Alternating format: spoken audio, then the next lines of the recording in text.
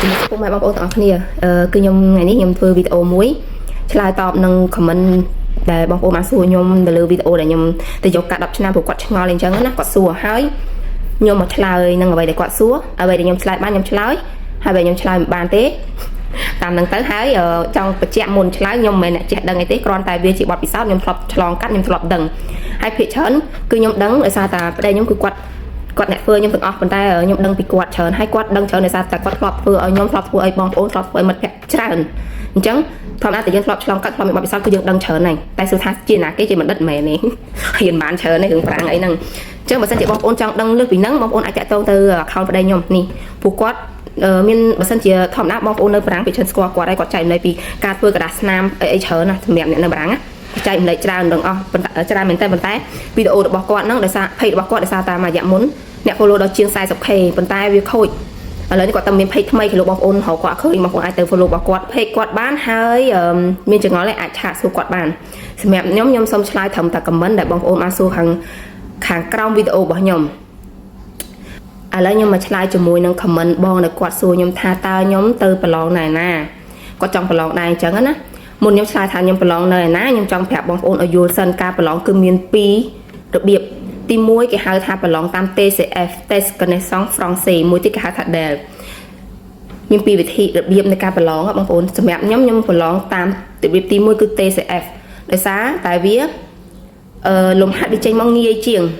វាស្រាលជាងយើងអាចធ្វើបានប៉ុន្តែផលលំបាករបស់វាគឺវាមានសុពលភាពត្រឹមតែ2ឆ្នាំប៉ុណ្ណោះសម្រាប់សញ្ញាបត្រដែលចេញមកបញ្ជាក់ឲ្យយើងហ្នឹងឧទាហរណ៍ថាបងប្អូនត្រូវធ្វើ test TCF ហ្នឹងបងប្អូនចេញមកបាន niveau A2 ឬក៏ B1 សម្រាប់ niveau មួយហ្នឹងគឺបងមានសុពលភាពប្រើបានត្រឹមតែ2ឆ្នាំទេផុត2ឆ្នាំទៅប្រើលែងបានហើយប៉ុន្តែ DEL លំហាត់វារៀងចេញមកពិបាកជាងក៏ប៉ុន្តែគេហៅថាប្រើបានមួយជីវិតគឺសញ្ញាបត្រមួយជីវិតប្រើពេលណាក៏បានអត់ចេះផុតសុពលភាពទេ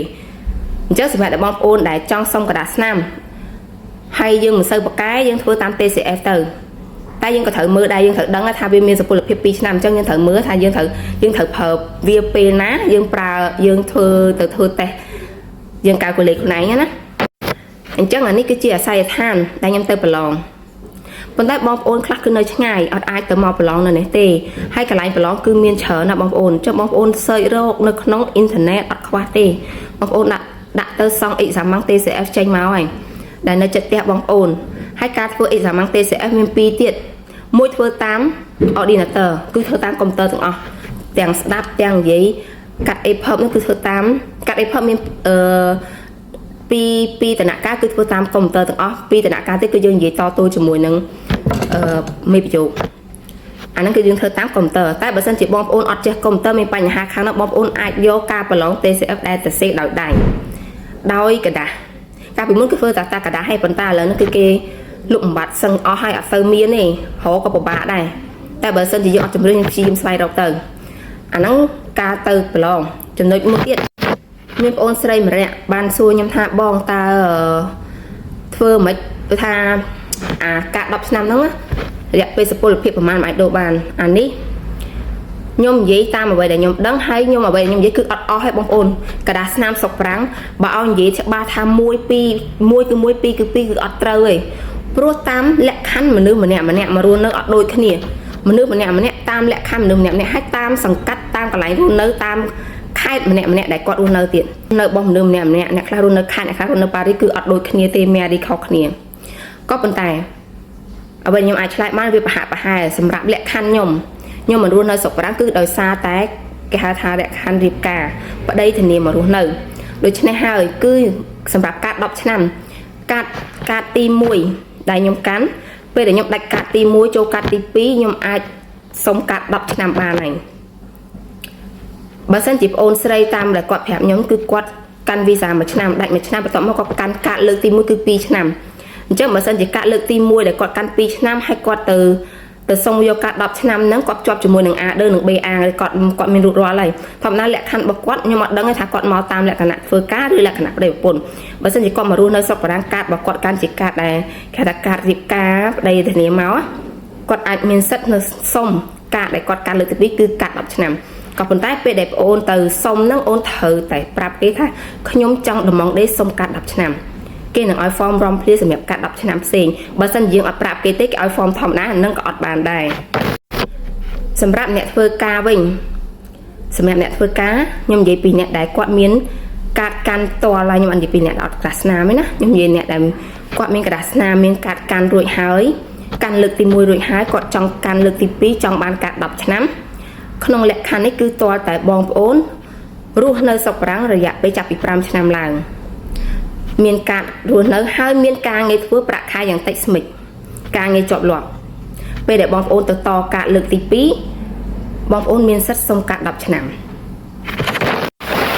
នឹងមានខមមិនមួយទៀតបងប្អូនគាត់បានសួរខ្ញុំថាបងកាតខ្ញុំអត់តដាច់ទេតែខ្ញុំ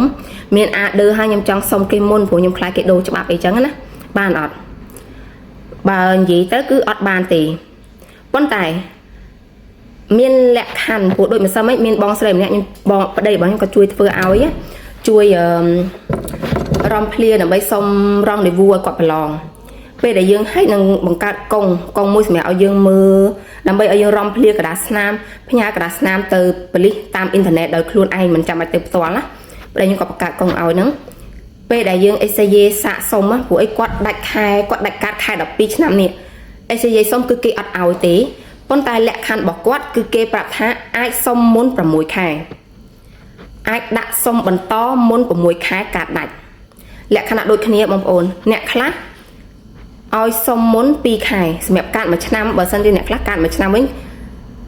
យើងសុំមុនគេឲ្យសុំមុនតែ2ខែ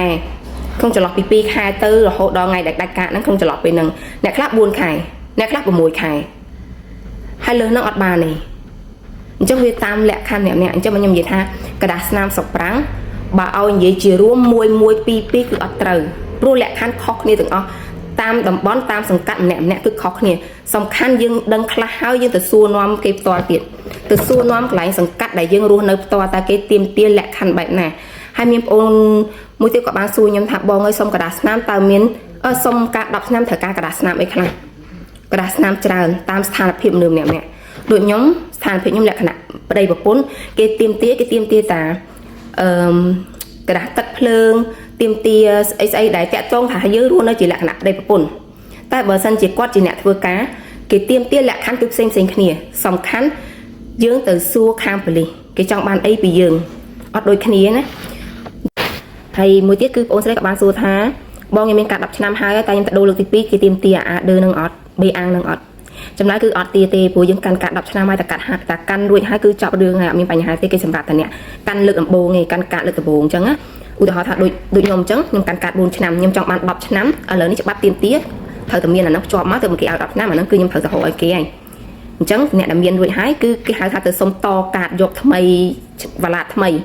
សុំកាតតយកវ៉ាឡាថ្មីហ្នឹងគឺអត់មានទាមទារអីច្រើនទេហើយប៉ះលក្ខខណ្ឌយើងគឺតាមលក្ខណៈប្តីប្រពន្ធរៀបការទេគឺអត់ទាមទារអីច្រើននេះអញ្ចឹងអ្វីដែលខ្ញុំដឹងបទពិសោធន៍ដែលខ្ញុំមានខ្ញុំចែកម្លែកតាមប៉ុណ្ណឹងអរគុណច្រើនបើសិនជាមានចង្អុលឯងអាចខមមិនសួរទៀតហើយបើសិនជាបងប្អូនចង់ដឹងអីលើហ្នឹងអាចសួរទៅពេកខាងប្តីខ្ញុំវិញព្រោះខ្ញុំអត់សូវចេះអីទេខ្ញុំដឹងតែពីប្តីខ្ញុំដែរទេប្តីខ្ញុំទាំងអស់ដូចគ្នាអញ្ចឹងអរគុណច្រើនជម្រាបលា